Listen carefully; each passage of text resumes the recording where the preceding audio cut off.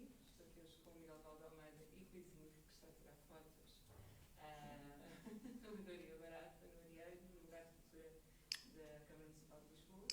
Não temos de falar, hoje vamos falar sobre um pouco, mas eu convidei-vos porque nunca tinha estado com os dois ao mesmo tempo, já me questionava se eu a mesma pessoa ou não, mas o Rui falava-me sempre deste amigo imaginário, o meu melhor amigo Miguel, e eu tinha muita curiosidade, porque ele falava muito contava muitas histórias, e eu acho que é um lado que muitas pessoas não sabem, não é? Que é desta vossa amizade que dura há tanto tempo.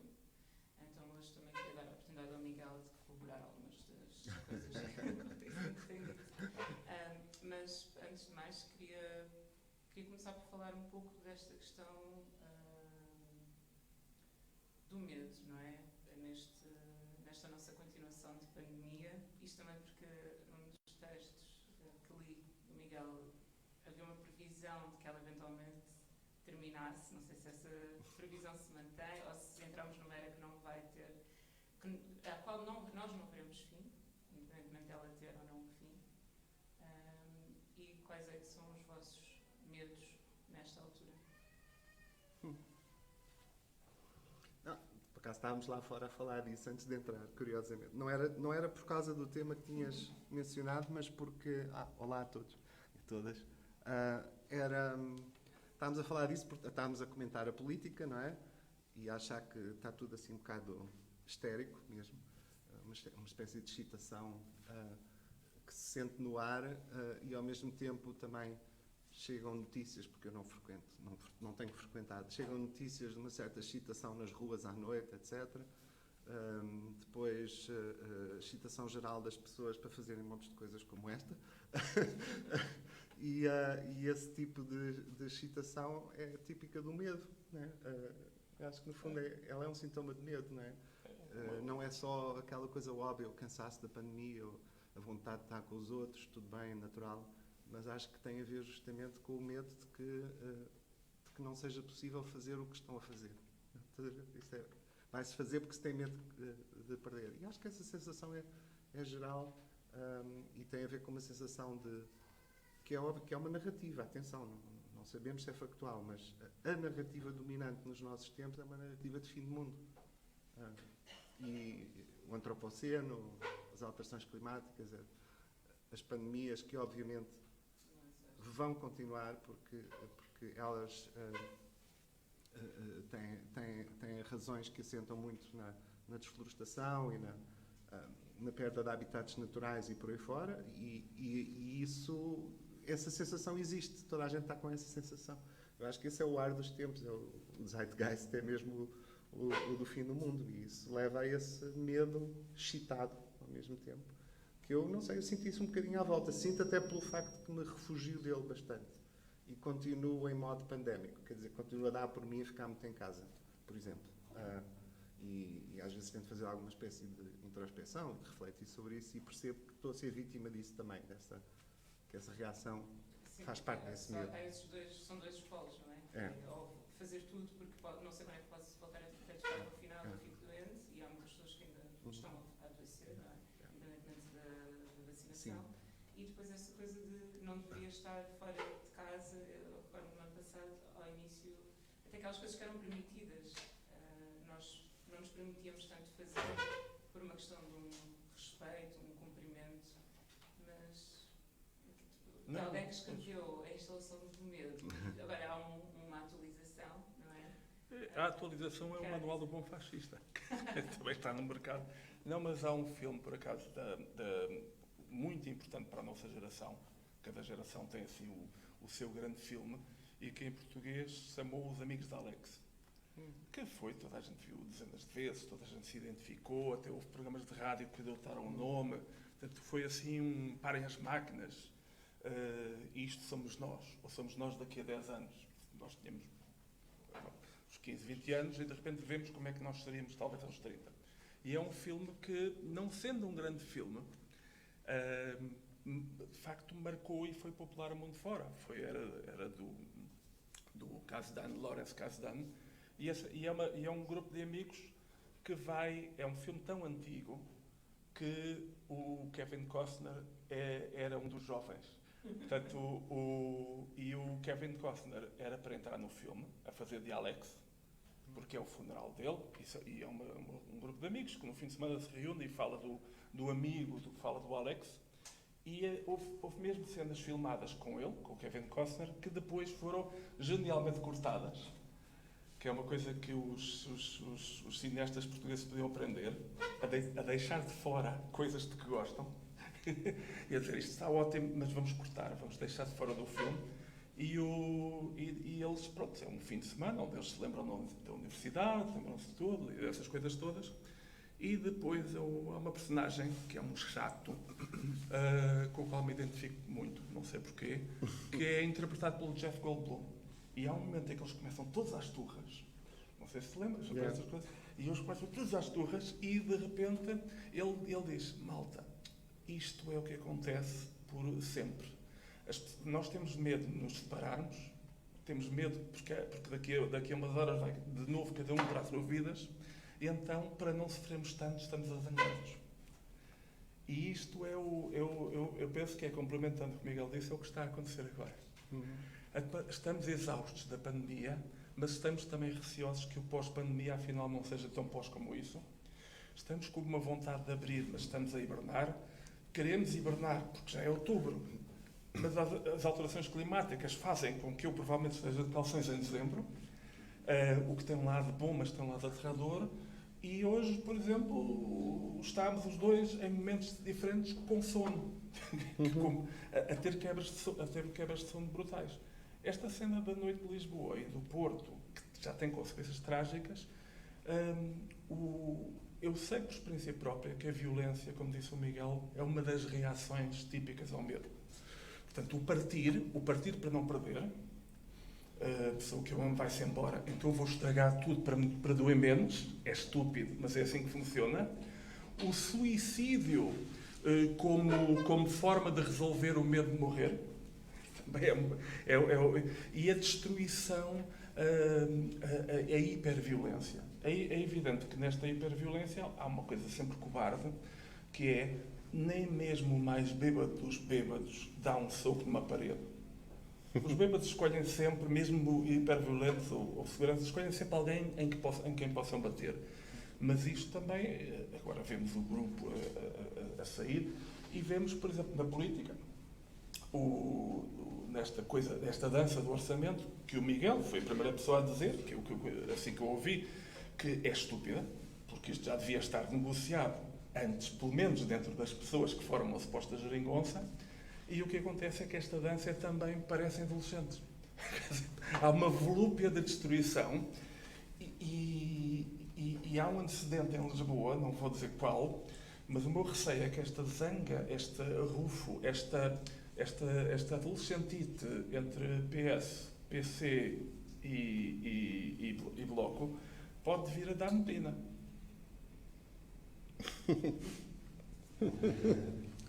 Que oportunidade. Não, mas por acaso, porque o Miguel tinha uma crónica em que também não era essa a previsão, não é?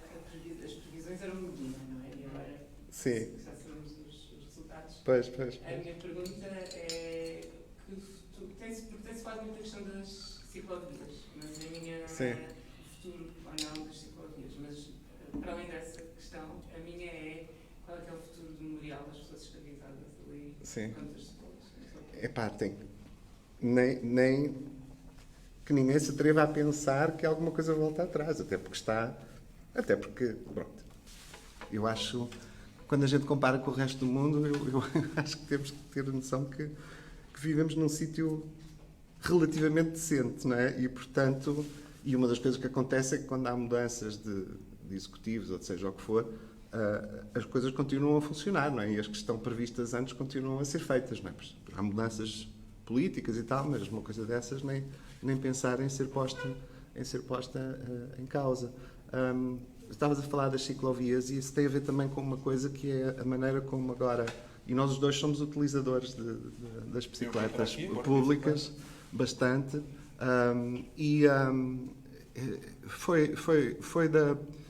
não foi a primeira vez, porque isso às vezes acontece com a coisa. Isto tem a ver com isso também, no fundo vai dar ao mesmo. Não foi a primeira vez, mas foi a vez mais evidente em que a discussão política no espaço público e entre as pessoas e sobretudo nas redes sociais, que é onde a gente agora mede o pulso às coisas, é toda feita em torno de uma figura, né, de um símbolo que polariza as pessoas e em torno do qual as pessoas se identificam ou se desidentificam. E foi, de facto, as ciclovias, que é uma coisa espantosa. E que é particularmente assustador que tenha sido essa a escolha, não é? Porque parece... reforça a ideia que nós os dois nos queixamos muito constantemente de uma sociedade feita em torno dos carros, não é?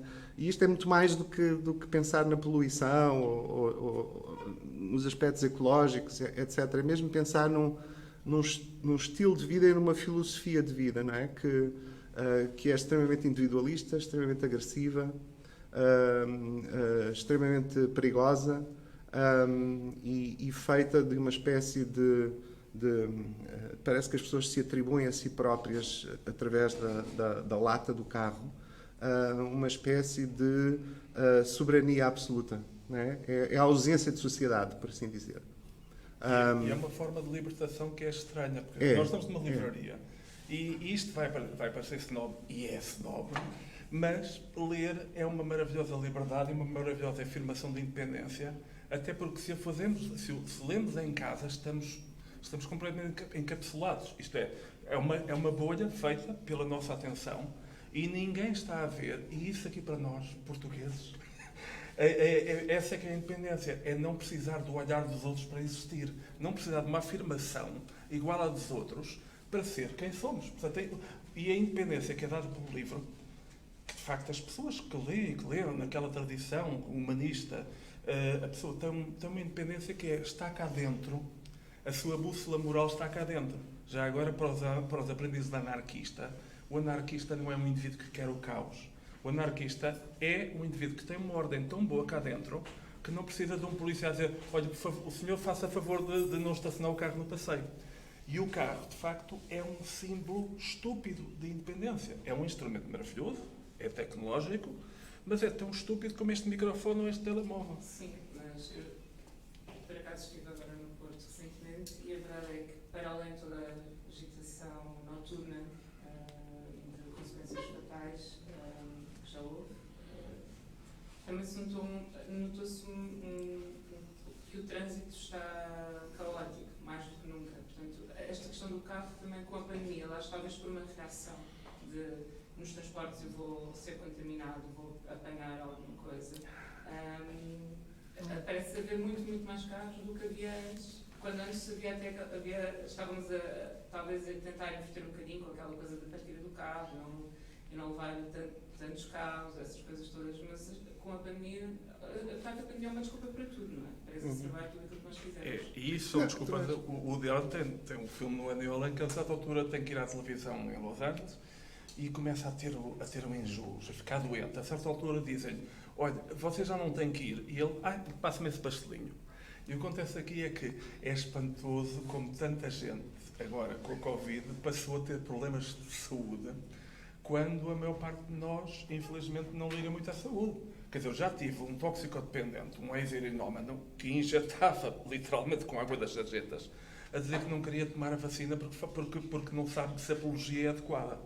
Portanto, as pessoas são muito mentirosas. Mas esta coisa porque as pessoas devem estar espantadas porque a gente está a falar de carros, mas é que, pronto, por acaso é uma das nossas irritações de estimação partilhadas. Eu moro aqui ao lado, num bairro aqui mesmo perto, e é um bairro de classe média alta, quer dizer, seja lá o que isso quer dizer. E eu já percebi que há ali apartamentos, muitos, onde moram, sei lá, 4 pessoas, não é? Uns pais e 2 filhos já adultos, não é? Como acontece muito em Portugal, e cada um deles tem um carro. O André que está ali, que já tivemos aulas juntos, né? Já foi meu aluno, já ouviu esta frase dita por mim, às vezes quando chegam pessoas de fora, tipo, sei lá, alunos Erasmus ou colegas que vêm viver para cá e não sei o quê, começam a pedir explicações sobre Portugal, coisa que obviamente nenhum de nós é capaz de fazer, mas eu normalmente resumo numa frase: olha, pega nisto e trabalha esta frase. Isto é o mais pobre dos países ricos e o mais rico dos países pobres, não é? E com tudo o que isso possa significar. E uma das coisas que faz parte disso é justamente essa passagem para o consumo desse objeto de disposição de status, não é? Essa ilusão de independência e de autonomia em relação a uma família, a uma sociedade muito constrangedora, e de ocupação marialva do espaço público, não é? E de competição, etc. E é isso, fundamentalmente. E os outros argumentos, os argumentos do género, e isso é uma questão política importante em Portugal, os argumentos de que, se houvesse alternativas, não é bem assim. Quando nós comparamos com outros locais, essas alternativas existem. Uma das coisas que ultimamente me fascina na minha preguiça cada vez maior é que, por causa dos malitos meios de comunicação, e acabo por ficar a ver coisas no YouTube e agora ando absolutamente viciado nos vídeos das pessoas que se mudaram para Portugal e que estão a dar a opinião sobre o país, não é? Esmagadoramente brasileiros, a maior parte deles, e dentro desses brasileiros muitos são pessoas de classe média baixa, não é? E que, portanto, estão a fazer grandes elogios. Eu às vezes até fico com medo de mim próprio e peço, estou ali para ouvir elogios, não é? E, por exemplo, um dos que aparece muito é justamente sobre os transportes públicos, por comparação, como é óbvio, com o Brasil. E são pessoas que vêm e não vêm comprar carro cá e usam e deslocam-se, e a maior parte delas vive nos subúrbios, não é? Eu não estou a dizer que é fácil, não estou a dizer que não devia ser melhor, óbvio que é, não é? Mas justamente só melhoram se baixar o resto. Não é larga-se o resto porque aqueles melhoram, não. A coisa começa ao contrário, não é? E, portanto, a ordem dos fatores anda a ser mal discutida, e as ciclovias têm a ver com isso. Quer dizer, introduziu-se uma coisa nova, não é? E ela foi imediatamente anticorpos gigantescos, porque a ordem instituída e a cognição automática das pessoas ficou perturbada, não é? Foi mostrado outro estilo de vida possível, e isso é sempre um ataque ao estilo de vida que eu tenho, por assim dizer. Foi um bocado isso que aconteceu. Sempre é que a percepção e a realidade são coisas distintas, mas para um humano a percepção é a realidade, porque a realidade só temos a percepção como instrumento para lidar com a realidade. E Sim, só para os intelectuais é que não é.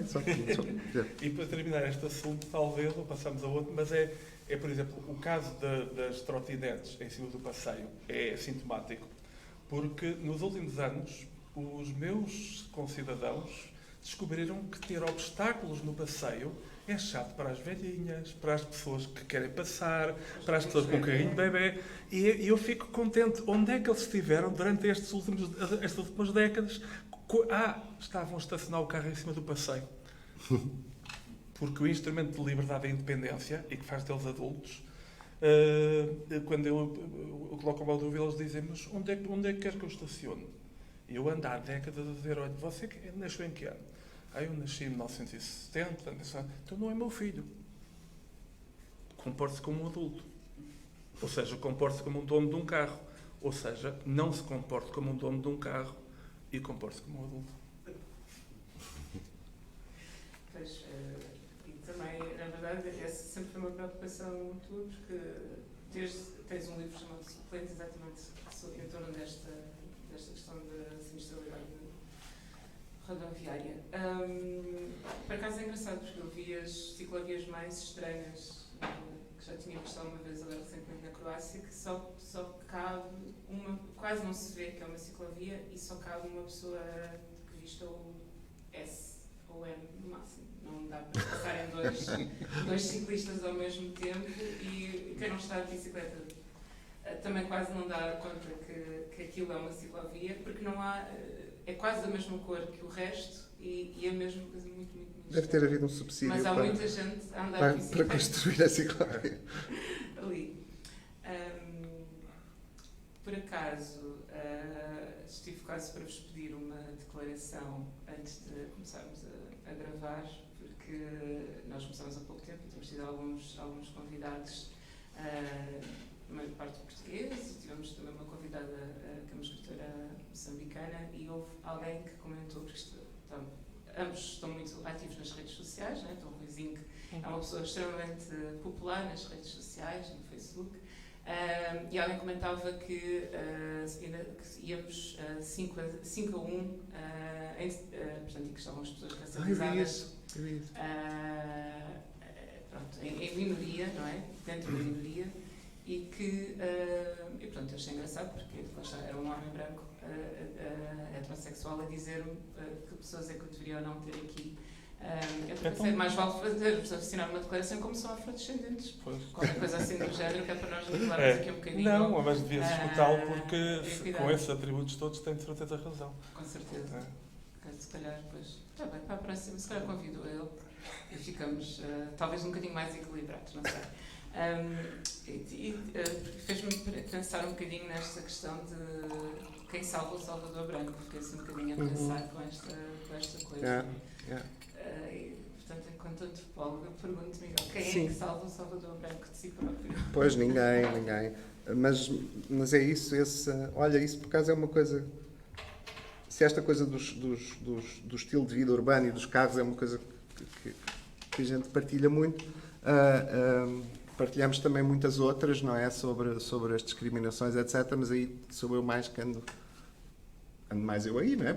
Até por razões profissionais, porque como sou antropólogo e trabalho muito na área das discriminações e já dá bastante tempo, mas nos últimos anos, de uma forma muito mais intensa, toda a coisa do racismo, não é? Do racismo estrutural me preocupa, e não me preocupa porque eu tenha passado por experiências concretas, quer de racismo interacional, quer de ser vítima das consequências do racismo estrutural. Por razões óbvias, sou branco, portanto eu não tenho essa experiência, não é?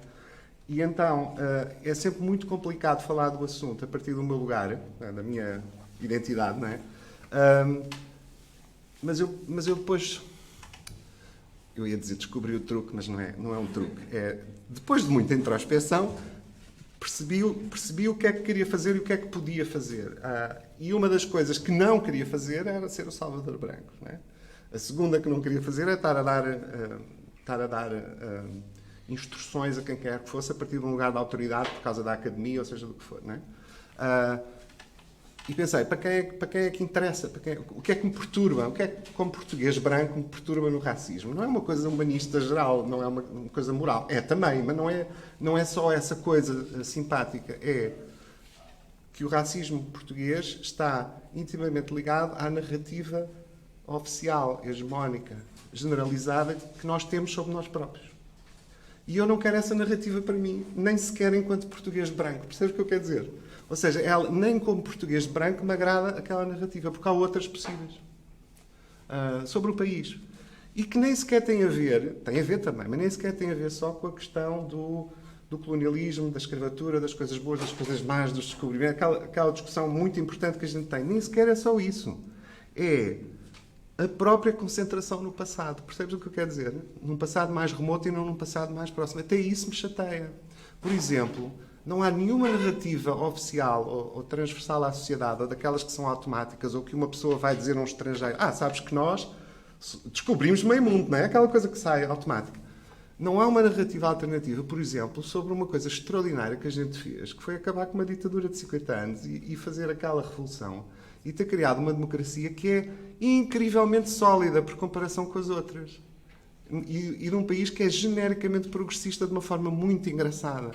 Percebes o que eu quero dizer? E não há narrativa sobre isto. O país nunca se apresenta desta maneira. Percebes o que eu quero dizer? Fazem a Expo no Dubai e aparece o arquiteto a dizer que fez uma coisa que é uma caravela. Uma pessoa fica parva. Claro, depois lá dentro põe high-tech, não é? E a mostrar que há Web Summits e aquelas coisas todas. Mas falta qualquer coisa ali no meio. Percebes o que eu quero dizer? Falta qualquer coisa ali no meio. Que se calhar é um problema geracional. Nós somos daquela geração do 25 de Abril. Está bem. E, portanto, eu posso estar enviesado na minha visão. Mas as narrativas sobre um país são feitas pelos poderes num determinado momento. E aquela narrativa que ainda hoje é triunfante em Portugal, ela foi feita pelo liberalismo, pela República e depois consolidada pelo Estado Novo. Certo? E o Portugal democrático não construiu outra narrativa. Não construiu, recusou-se a fazê-lo. Continuou com a velha. Fez ali uns perlimpimpins, fez umas coisas, transformou a ideia triunfal e conquistadora transformou numa coisa universalista e não sei o quê. Mas não fez nenhuma alteração substancial. E isso é uma coisa que não há uma frustração tão grande como português já há 60 e tal anos, percebes? Já, tipo, não vejo a mudar. Os miúdos, a minha filha, é isso que apanha na escola. É aquela coisa. E é por aí que eu entro mais nessas coisas, porque esse é o meu lugar de fala e é o lugar possível. Mas talvez também tenha sido por isso que, portanto, quando talvez o sucesso também do White Fragility também se deve a isso, não é? Que é ser uma pessoa branca a falar para pessoas brancas, é quase como ok, esta é uma linguagem que eu vou entender porque esse é que é o meu lugar, não é? Pode ser não ser o lugar de fala, ou o lugar de ouvir, talvez, mas acaba por ser talvez essa ligação que às vezes é o que falta. Eu acho que às vezes é isso. É preciso discussões internas. Não é que a gente goste que existam estes grupos identitários, não é? Mas eles existem na prática, quer nós queremos, quer não. E, portanto, é preciso discussões internas.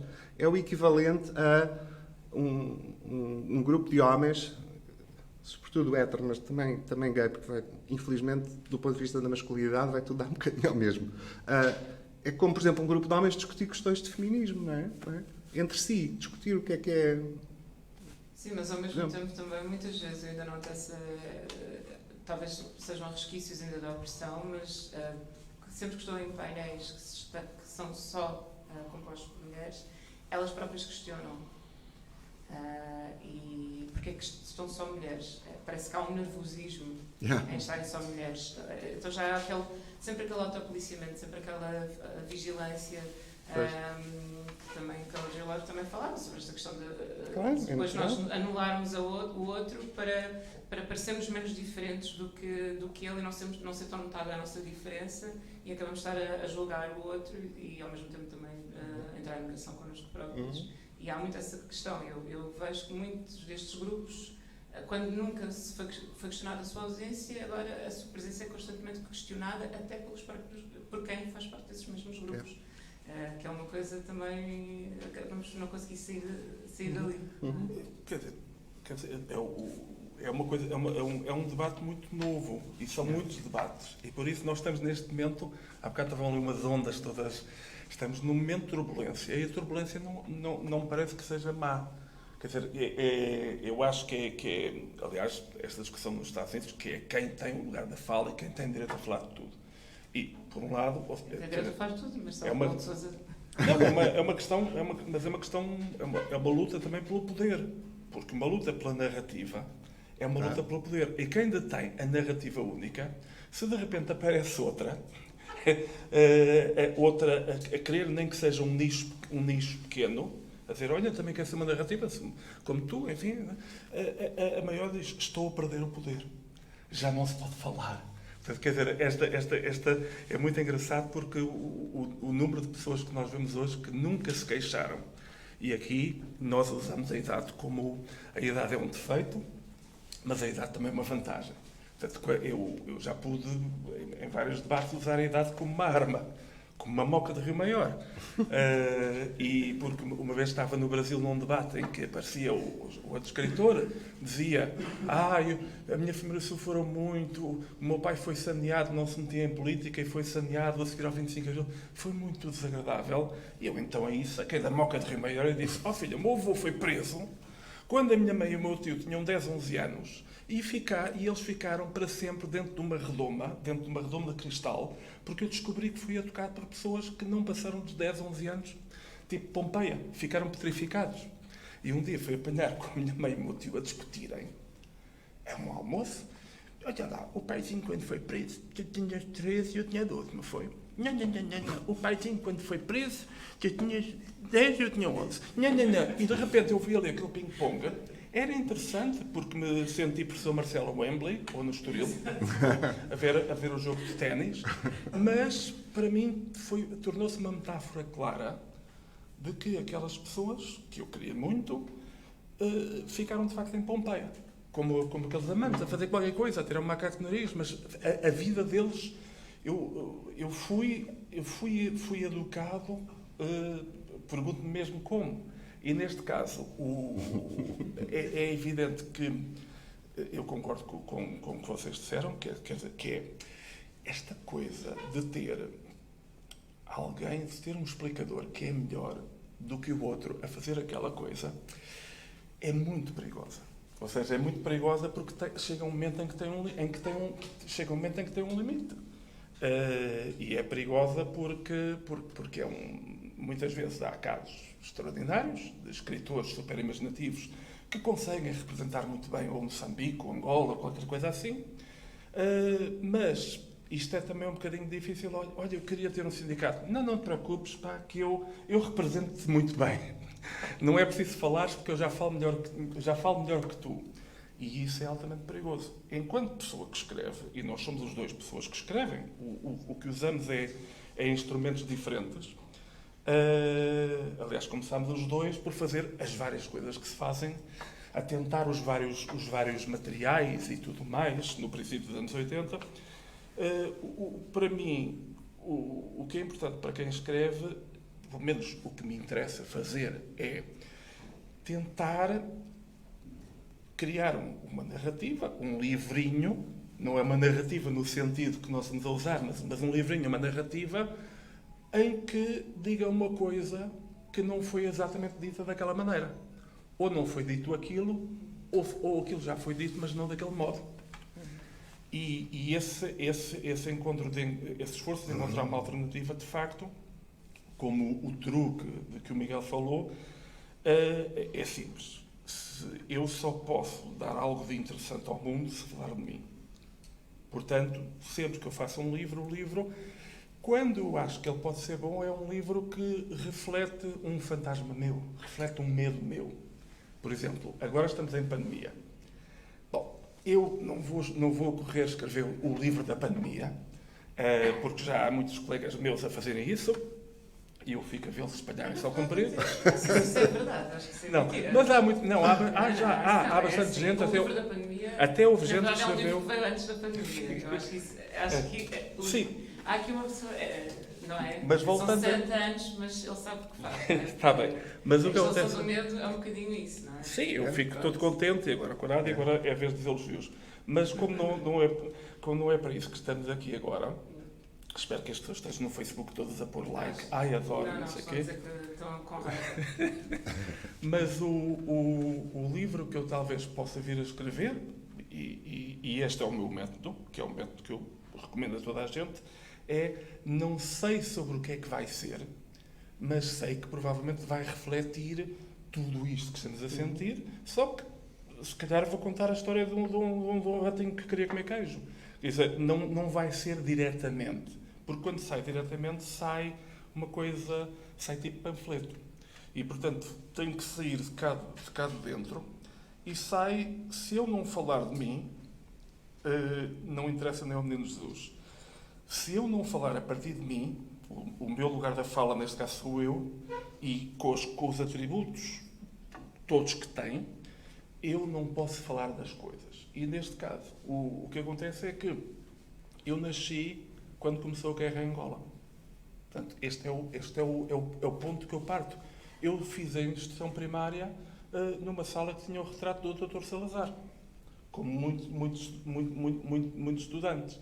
Havia reguadas, havia toda uma série de instrumentos, havia toda uma série de coisas, havia uma sexualização enorme das crianças.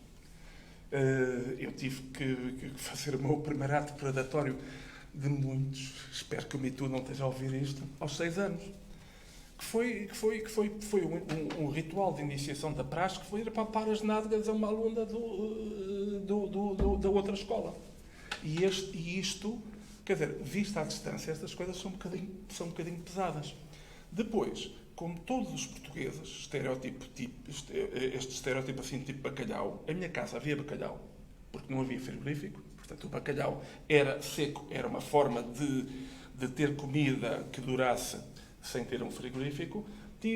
Tinha o meu pai em Angola, mas que depois voltou como um retornado atípico. Porquê? Porque o meu pai estava em Angola como professor de educação visual e tive um primo que morreu na guerra. Portanto, este é o lugar com as suas com as suas características, nem é vantagens ou desvantagens, mas é o lugar a partir do qual eu posso e devo falar. Falar de qualquer outro salto que eu dê. Será um salto o mais possível imaginativo e enxuto, mas o primeiro princípio para a liberdade é reconhecermos o terreno que pisamos, e o terreno que pisamos que somos nós. Por acaso, eu ouvi e gostei muito da conversa entre o Miguel e a Puta da Silva, que ela falava exatamente dessa questão dessa pedagogia forçada e de quão cansativo isso era, quando a pessoa tem que estar constantemente a explicar-se, a justificar e a educar o outro.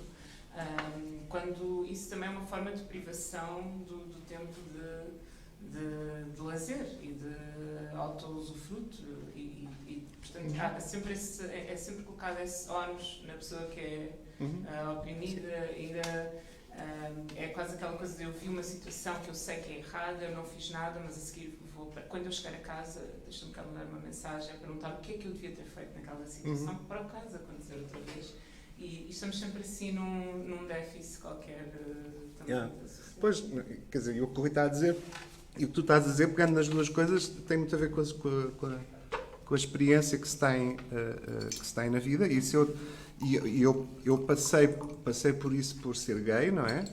E num certo, durante umas décadas mais complexas, em que basicamente consigo reconhecer o que é isso. Okay? Eu não equivalho as coisas, porque o poder e o privilégio que advém de eu ser homem branco e letrado compensa imenso montes de coisas. Ao nível, digamos, material, de reconhecimento simbólico, etc. Mas, nas interações com as pessoas, naquilo que depois, no fundo, conta mais na vida, relações com as pessoas, família, local de trabalho, a rua, a escola das crianças, etc. Essas coisas que fazem a vida verdadeira, eu sei muito bem o que é passar por essa coisa dupla de, por um lado, teres que estar sempre a responder e a explicar, por outro lado, perceberes como é que has de reagir ao que os outros te dizem. Não estou a dizer que seja um insulto, às vezes é até a simpatia.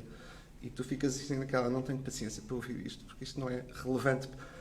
É relevante para mim politicamente, não é relevante para mim para tu me estás a dizer isso. Percebes esse tipo de coisas, às vezes, quando as pessoas dizem aquelas frases do género, ai, ótimo, não sei o quê e tal, não é problema nenhum. Isso não tem que ser, eu não preciso de ouvir isso, não é? Ou então, o pior de tudo, as pessoas negras têm essa experiência. As mulheres têm, em geral, essa experiência, noutras áreas da vida, que é tu teres a sociedade dentro da cabeça. Quer dizer, tu teres, neste caso, a heteronormatividade, né? É um palavrão, e tu teres isso dentro da cabeça, porque foste feito para isso. E, portanto, dá-te uma certa vantagem, que é aquilo que se chamava, o Du Bois, salvo erro, chamava double consciousness, a dupla consciência, que é tu ao mesmo tempo saberes como é que as coisas funcionam e são supostas funcionar. E por outro lado teres uma outra maneira de funcionar e, portanto, tu conheces a linguagem do inimigo, para pôr as coisas assim em termos feios. Dominas a linguagem do inimigo. Não é? Eu, se quiser, passo completamente por hétero, não é? E posso ter uma vida toda, não é? Aliás, um monte de gente faz. E que é essa coisa de teres a sociedade na cabeça, que é tu estás sempre a sentir a obrigação, de certa maneira, de explicar e estás também a vigiar e estás também a reprimir, muitas vezes. Não é? E tens essa repressão muito interiorizada. Muito interiorizada. Sim, e não nos e nunca te libertas dela. Nunca te libertas dela. Nunca te libertas dela. Quando viajas e vives noutros sítios, percebes que há nichos no mundo onde te libertas mesmo dela. Mas precisas de demografia e densidade para isso. Precisas de escala. Ou seja, se estiveres numa grande cidade cosmopolita e se estiveres numa grande comunidade de pessoas que já não se põem a essas questões, em que inclusive a tal sociedade que elas têm dentro da cabeça a reprimi-las é de outro tipo, às vezes são repressões internas do grupo, de micropolíticas, de divisões internas, de microidentidades que já diferenciam as pessoas e que já não são as grandes diferenças, tipo branco, preto, hetero, homo, etc., mulher, homem. Aí tu consegues ter um espaço de liberdade, às vezes é surpreendente, não é? E a gente volta e sente, epá, isto afinal não sou nada livre, porque esta gente aqui está mesmo... Mas há muito pouco sítio no mundo que seja assim, não é? Estamos em transformação ainda, não é? E eu acho que era o que tu estavas a dizer, isto está em ebulição, não é? E são muito... E estes processos de como é que a gente vive o cotidiano politicamente, como é que a gente vive a política no cotidiano, nestas coisas, não é? Das identidades, etc. Eu acho que é mesmo matéria para escrever muito sobre, não é? Mesmo. Eu no outro dia estava a passar pela... Ali também, um pouco antes de chegar ao Terreiro do Paço, e estava com uma amiga atriz, a Raquel André, e parámos no semáforo, e ela ia a conduzir, e ela assim, o que é aquilo? E eu disse, olha, é melhor não olhares, porque vou tentar proteger. E ela, não, o que é aquilo? E eu disse, é o Centro Interpretativo do Bacalhau. Nós temos ali, porque existe o Centro Interpretativo do Bacalhau. E ela disse, eu não acredito, isto existe, temos de lá ir. Eu disse, existe, sim, senhora. Ela disse, e ela fez uma observação que eu achei muito engraçada, que foi que ela assim, ainda me lembro quando eu descobri, ela assim, eu espero que digam às pessoas que o bacalhau não é português e que o bacalhau não é apanhado em Portugal. Porque eu assim, mas como assim não me diriam? E ela, não, porque há uma parte do nosso crescimento enquanto portugueses em que nós descobrimos que o bacalhau não vem, que é o nosso prato tradicional, mas que não vem daqui e que vem da Noruega, como descobri que o Pai Natal não existe e coisas assim. E é engraçado pensar que é nesta mesma linha, que depois vamos ter exatamente esse mesmo memorial, os metros mais à frente e qual é que é, e depois como é que as pessoas reagirão a uma coisa e outra. E eu também me perguntei que reações é que realmente haverá depois de ele estar ali, como é que fazemos também com que ele não... Porque também haverá um centro de interpretação, não é? Para a criação de um contexto, mas fora do que é o educativo, como é que depois as pessoas que estão do outro lado da estrada, em filas enormes, que vieram do barco, vão para o barco e depois vão para o autocarro e que são absolutamente diversas e têm outras coisas na cabeça, como é que o que é que aquilo significará depois para essas pessoas, não é? Ou de que forma é que nós também prevenimos que se torne só mais um monumento, só mais qualquer coisa que está ali e que ninguém me explicou e que se eu me interessar muito para estas áreas sei, e se não me interessar não sei, porque diz respeito a todos, mas também é essa questão, não é? Como é que depois as pessoas também veem isto? Não sei, mas por acaso tem um bocadinho a ver com as artes, porque eu acho que uma das coisas que se fala pouco é que eu vi a maquete, não é? O projeto, e ele é suficientemente abstrato não é? Para ter efeito, porque essa abstração puxa as pessoas a tentarem saber o que é. Elas primeiro gostam ou não gostam da ocupação do espaço e depois ficam com o mistério do que é que aquilo representa e o que é e vão à procura e começam um pensamento que é muito mais eficaz com aquela abstração do que se fosse uma representação figurativa de qualquer coisa, não é? As estátuas que aborrecem são aquelas que representam pessoas e não sei o quê, e não têm o mesmo tipo de impacto. E, portanto, acho que aquilo até vai ter esse impacto, não é? O que é isto? O que é este espaço ocupado por estas canas de açúcar de aço, não é? O que é isto, não é? É uma plantação queimada. Exato. E eu acho que isso é muito... vai ter provavelmente mais efeito positivo do que esse efeito de mais negativo, não é? Vai criar perplexidade e as pessoas vão procurar interpretação e vão fazer a sua própria leitura daquilo. E como é que viste esta questão, que foi, na verdade, foi muito pouco falada e que nem sequer foi institucionalmente admitida ou comentada, que foi a vandalização da obra da Grada Quilomba no Mate, que é um barco, pelo Eric, que foi uma coisa... Eu achei graça. Não porque eu achei graça, quer dizer, não teve graça nenhuma, mas a reação de humilhação, porque o que eles estavam a fazer é uma humilhação, foi um xixi. Foi uma cena típica de filme que é o ato de agressão mais básico. Literalmente eles foram lá.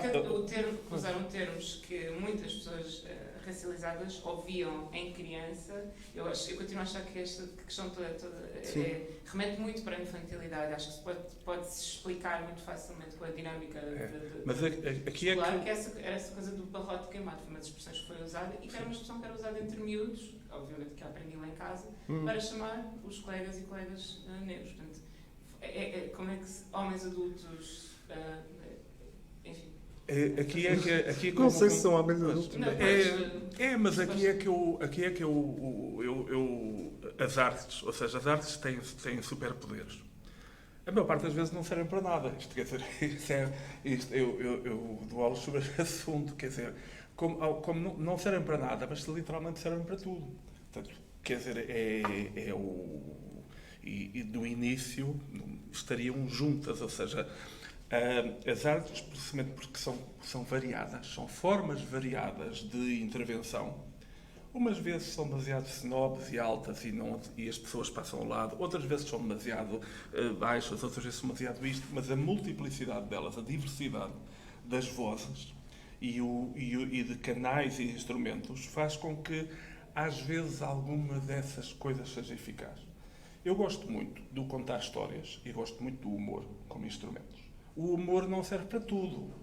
Até porque hoje em dia está um bocado na moda, toda a gente gosta de ter humor e o humor está a passar por uma fase gira e não sei quantos. Mas o humor, de facto, às vezes é um instrumento bom, quer porque tira o tapete, desarma literalmente.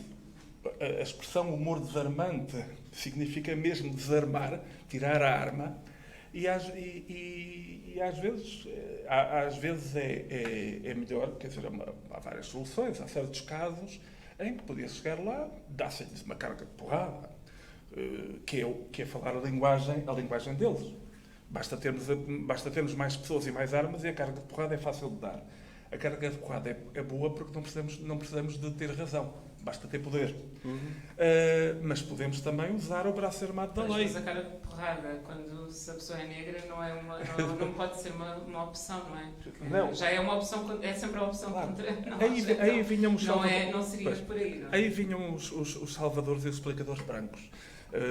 Criámos assim uma brigada. Eu, por acaso, nesse caso da grada, entre aspas, tenho pena que tenham sido aqueles indivíduos, porque aqueles indivíduos são os palermas sem importância nenhuma, não é? Nunca conseguiram ter sucesso. Tenho pena que não tenha sido o Chega, percebes o que eu quero dizer? Sim. Para testar qual é que seria a reação das opiniões autorizadas, dos jornais, do governo, da Câmara, etc., perante essa vandalização feita por tipos que têm mais poder.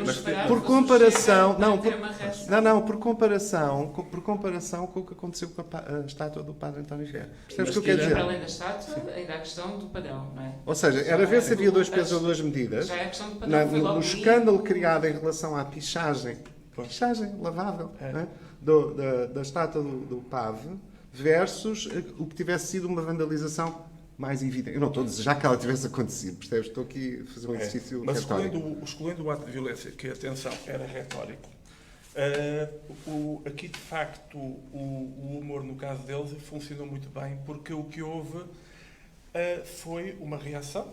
Eu, pelo menos, participei nela e acho que funcionou, que é uma reação de simplesmente transformar o ato deles, por um mero gesto conceptual, transformar o ato deles, que era um ato de humilhação dos outros, num ato de humilhação deles. E cá está, porque era um grupo de parvos que facilitaram isso. Mas, precisamente aí, nós temos sempre temos um problema, que é o que fazer perante os diferentes graus de violência. E aí é evidente que nós basta olhemos para os Estados Unidos e é lei. No caso dos Estados Unidos, mudar radicalmente a polícia. Isto para dar um exemplo exterior.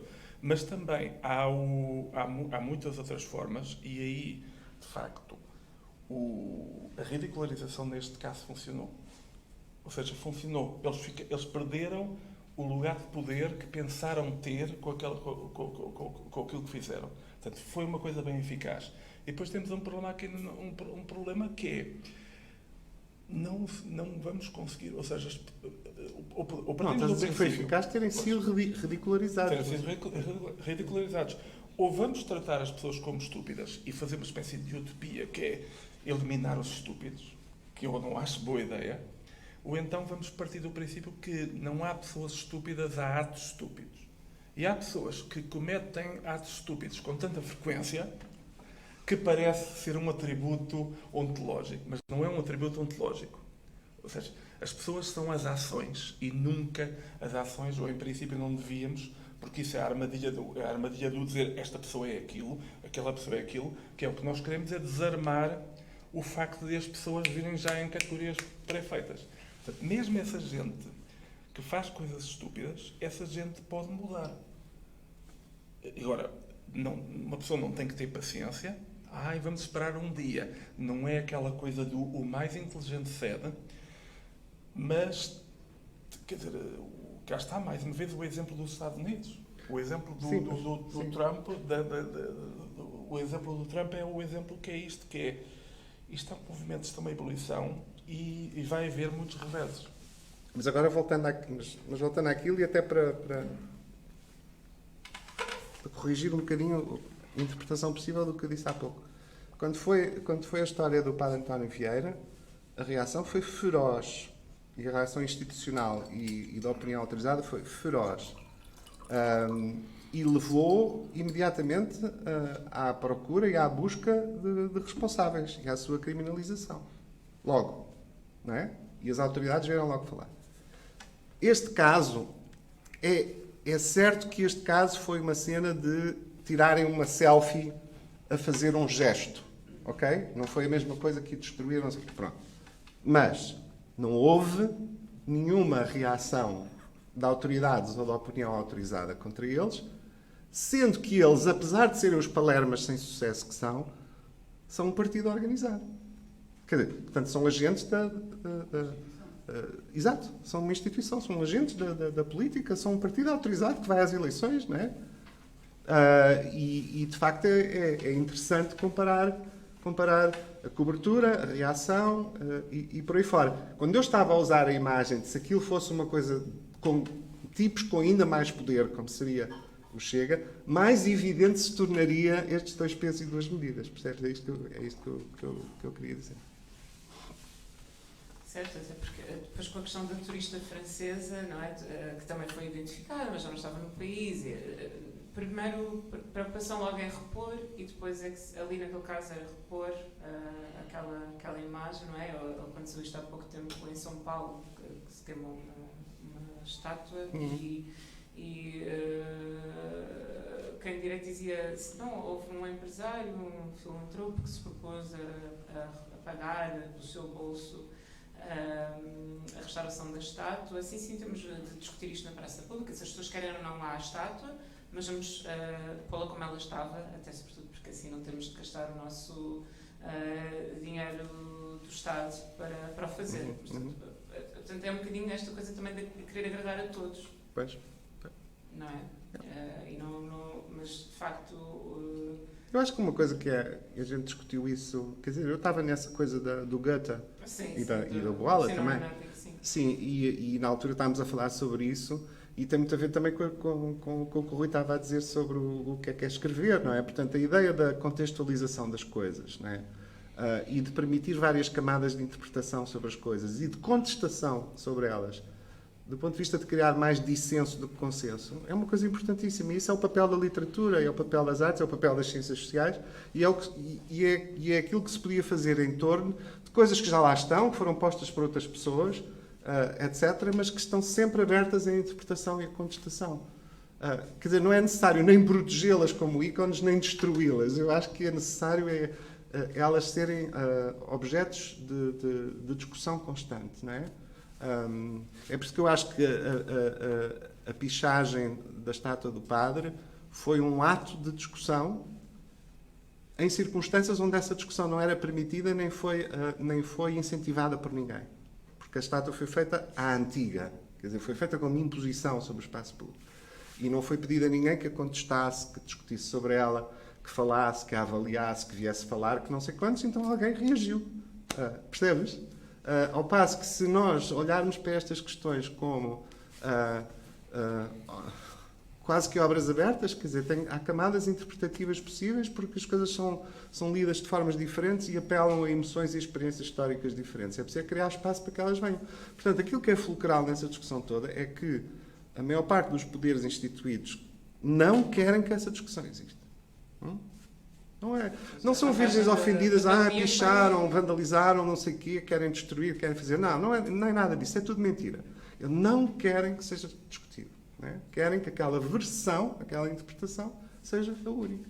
E acho que a vantagem da pandemia, que também foi usar essa desvantagem de tudo estar fechado para se levar a discussão para para um espaço que, para o único espaço que está sempre aberto, que é a rua, não é? Portanto, Sim, claro. e foi, não é, como Claro. esses atos, como até lembrando dessa questão novamente da Silva dançar na Sim. Rosa dos Ventos, não é? Tudo, esses atos, e que é um ato completamente diferente. Naquele lugar são dois atos diferentes, que é uma artista imigrante trans a dançar ali e uma turista francesa faz ali uma intervenção, um outro tipo de intervenção, e que é logo a nossa pressa em limpar aquilo, não é?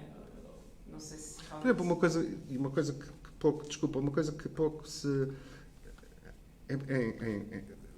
acho que todos já percebemos isso. Em Portugal elogia-se muito pouco, não é? Pânico em elogiar coisas. Por exemplo, uma coisa que eu acho que é de elogiar, independentemente de um ou outro programa ser, lá está, aberto à interpretação e à contestação, mas, por exemplo, parte do trabalho da EGA aqui, da Joana Gomes Cardoso, sobretudo, liderando aquela secção, feito no padrão dos descobrimentos, é um trabalho interessante. Quer dizer, a gente contesta o padrão dos descobrimentos, lá está, é um sítio de interpretação e de contestação gigantesco, não é? É um enorme problema. Mas pouca gente fala elogiosamente da programação que o padrão tem tido, não é? Ou seja, pode-se contestar alguma programação, mas do ato, do facto de, a partir de um determinado momento, se ter decidido, a partir de uma autoridade municipal, não é? Que aquilo vai ser um sítio para discussões sobre questões coloniais. E tem sido. Eu acho que sim, mas eu continuo a achar mais interessante o que tem acontecido fora e à volta. Não, também, mas eu estou a verdade, compensar com um possível elogio que não tem sido feito. Eu vejo e sei, fatalmente, que a JAC está, de facto, empenhada nessa discussão. E até de várias formas que ainda não são visíveis, mas que serão certamente ao longo dos próximos tempos. Mas continuamos com a mesma questão. A maior parte das pessoas nunca entrou lá dentro. Temos de entender isto. Claro, pensarmos o que é que vamos pôr lá dentro, temos de pensar como é que conseguimos fazer com que as pessoas entrem. Sim, porque aquilo como a ocupação de espaço, as pessoas, a maior parte de nós vivemos aquilo como um tótem que está ali, não é? Exato. Desde sempre. Yeah. Por isso o que se faz cá fora é super importante. Está bem, pronto. Vamos se calhar talvez terminar assim. Deixa ser ela terminar, que é mais performativo. Não, já disse, desde sempre. Não, mas se quiseres ter alguma coisa... Não, eu acho muito bem que uma coisa que é transmitida seja breve. Essa é uma regra fundamental. Aqui, quando as pessoas vêm, têm mais paciência, mas eu acho que vocês estão a terminar muito bem. Embora, pelos vistos, ao dizer que vocês terminaram muito bem, sou eu que estou a terminar. Exato. Com certeza, é tu que estás a assinar. Para os nossos patrocinadores. E termina bem. Tu é que estás a dar a chancela. Vamos terminar assim. Ok. Obrigado pelo convite.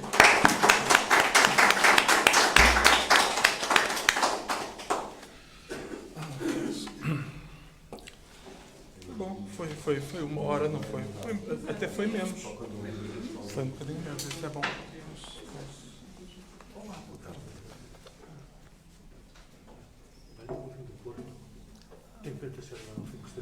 Então, estás bonzinho? Então.